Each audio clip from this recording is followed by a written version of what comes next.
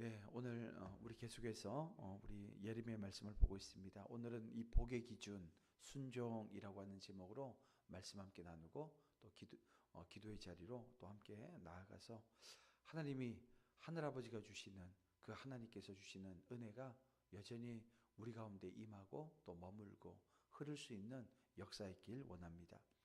우리는 흔히 복을 원하죠.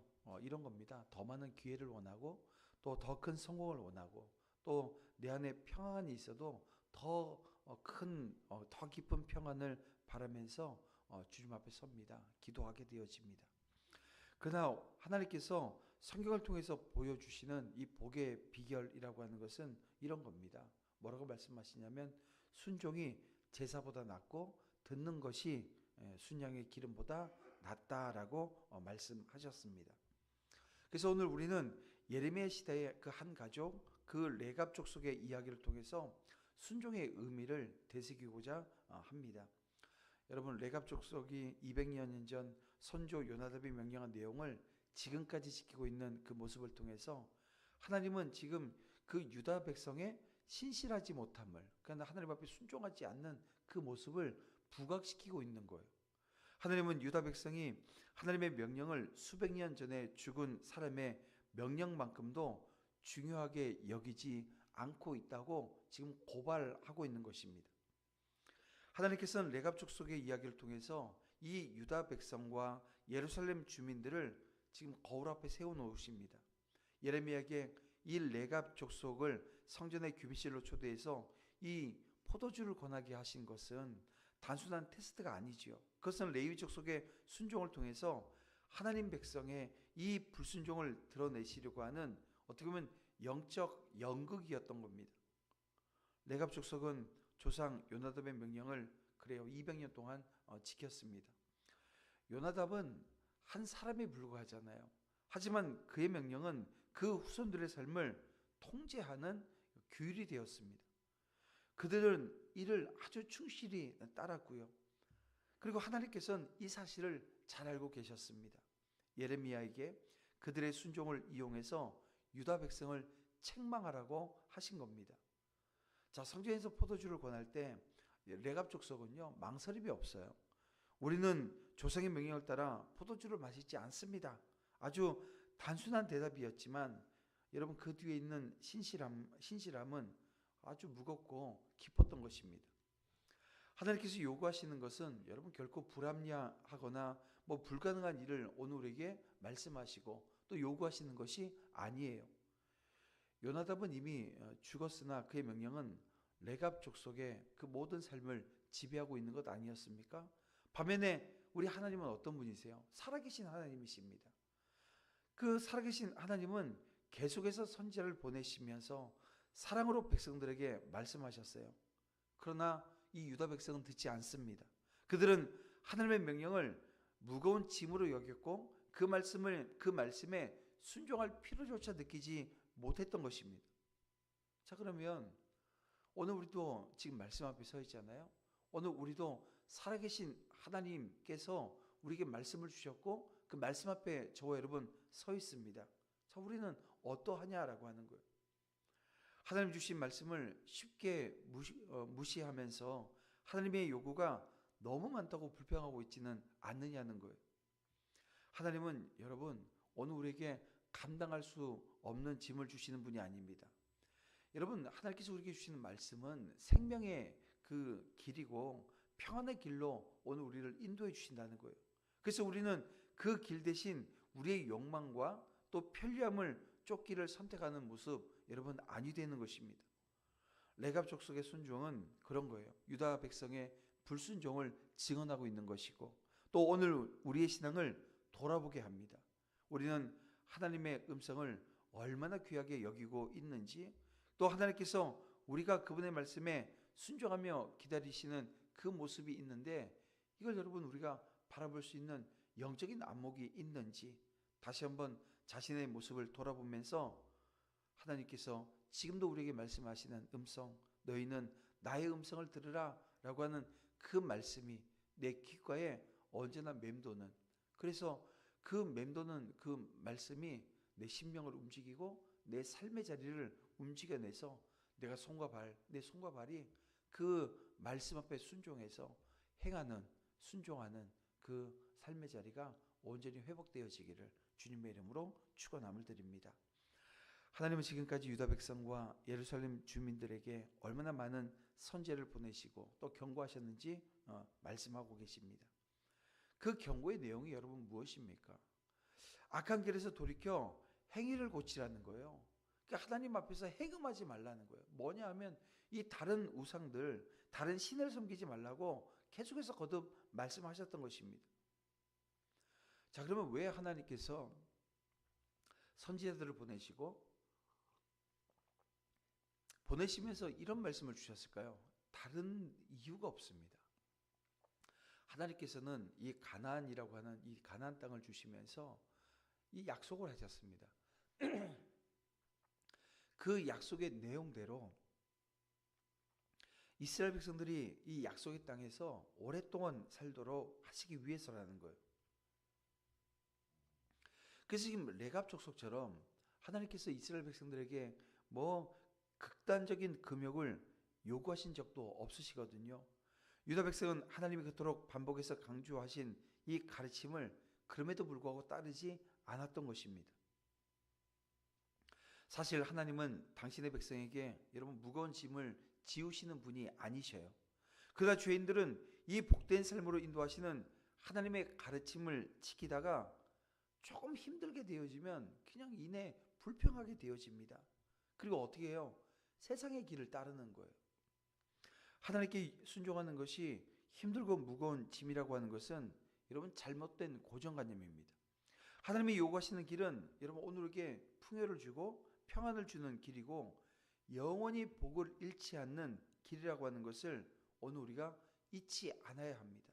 그래야 순종하게 되어지고 여러분 거기에는 오늘 그 길에는 생명이 있고 그 길에는 사명 감당함을 통해서 그 지경이 넓어지는 축복이 임한다는 것입니다.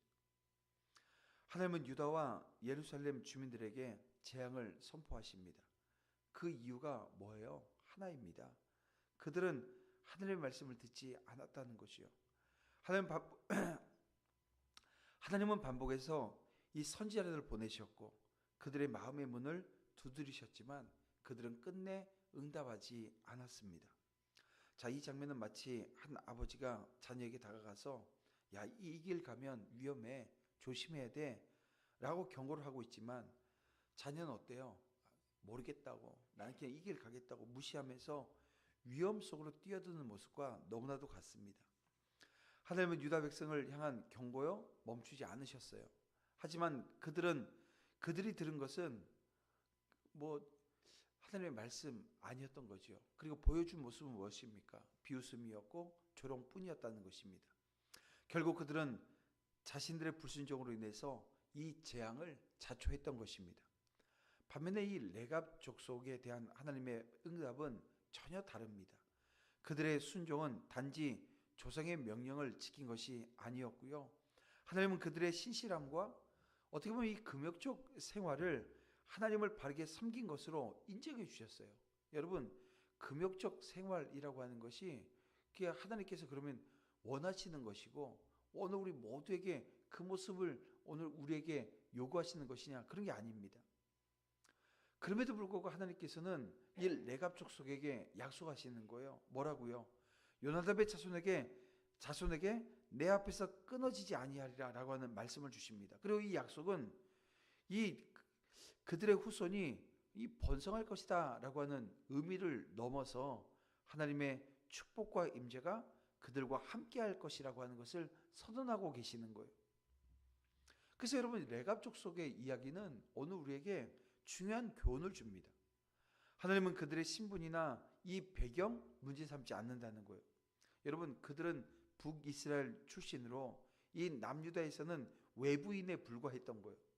그러나 하나님은 그들의 신실함과 삶의 거룩을 보셨고 이를 통해서 그분 자신이 하나님께서 이들을 놓고 기쁘게 여기신 거예요. 기뻐하셨다는 거예요. 그래서 여러분 오늘 우리의 삶의 자리 돌아보십시다. 우리에게 자신에게 한번 물어보자는 얘기예요. 우리가 하나님께 드리는 순종은 꾸준하고 진실한가 여러분 한번 돌아보시길 바랍니다.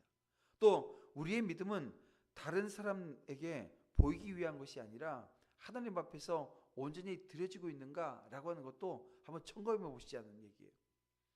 레갑 족속은 꾸준히 순종하면서 이 자신의 길을 지켰습니다. 하나님은 그들에게 복을 약속하셨고요. 여러분, 이 약속은 오늘 우리에게도 동일하게 적용되어진다는 거예요. 신실한 순종은 여러분 결국 그 하나님의 축복이 오늘 우리에게 임하게 되어지는 여러분 통로가 되어집니다. 그래서 이 시간 우리가 이 아침에 한번 결단을 하셔야 돼요. 하나님 앞에 정말 그 신실하게 서기로 결단하시길 바랍니다. 세상이 때로는 그 과정 속에서 세상에 조롱이 있을 수 있어요. 유혹이 있을 수 있습니다. 하지만 거룩함을 지키겠다라고 하는 다짐을 하셔야 되는 거예요. 왜냐하면 오늘 이 시간에도 하나님은 우리에게 물으십니다. 너희는 누구를 섬길 것이냐? 라고 하는 이 물음입니다. 레갑 족속처럼 작은 것에서 아주 신실하게 순종하며 하나님 앞에 바로 서는 삶을 살아가기를 원하시는 거죠.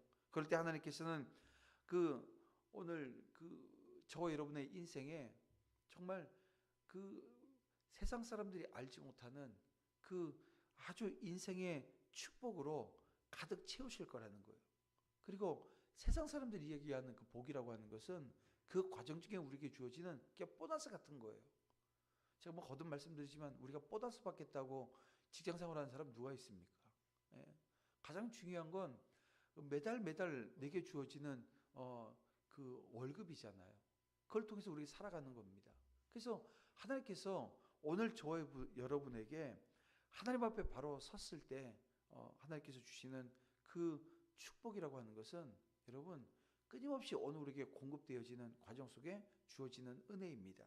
여러분 그 은혜 가운데 온전히 머물 수 있기를 주님의 이름으로 축원함을 드립니다. 말씀을 정리해 볼게요. 신앙생활이 어렵다고들 이야기를 해요. 그러나 사실 신앙생활이 어려운 이유는 다른 데 있지 않습니다. 지금 양다리를 걸치고 있기 때문에 어려운 거예요. 그리스도인이라는 정체성은 유지하면서도 이 세속적인 욕망 자체를 버리지 못하기 때문에 결국 여러분 신앙생활이 힘든 거예요. 그리고 그 신앙생활을 들여다보면 기쁨이 없는 것입니다. 오직 하나님의 뜻에 순종하는 것, 그것이 바로 우리를 형통하게 하는 길임을 기억하고 그 길을 신실하게 따라가는 저와 여러분 우리 모두가 되어지기를 주님의 이름으로 축원함을 드립니다. 그래서 이 아침 이렇게 주신 하나님의 말씀 붙들고 함께 기도하길 원해요. 어떤 기도를 할까요? 이런 기도했으면 좋겠습니다. 하나님, 오늘 우리의 삶 속에서 그 하나님의 말씀에 정말 신실하게 순종할 수 있는 그런 은혜 주시되 오늘 우리의 삶을 거룩으로 지켜주시고 주님 앞에서 온전히 설 수 있는 믿음 허락하여 주시옵소서. 정말 이 기도로 오늘 하루를 시작하면서 하나님을 예배하는 예배자로 주님 앞에 서겠습니다. 우리 다 같이 주여 한번 부르면서 간절히 하나님 앞으로 나아갑니다. 주여 아버지 인도하시고 붙들어 주시옵소서.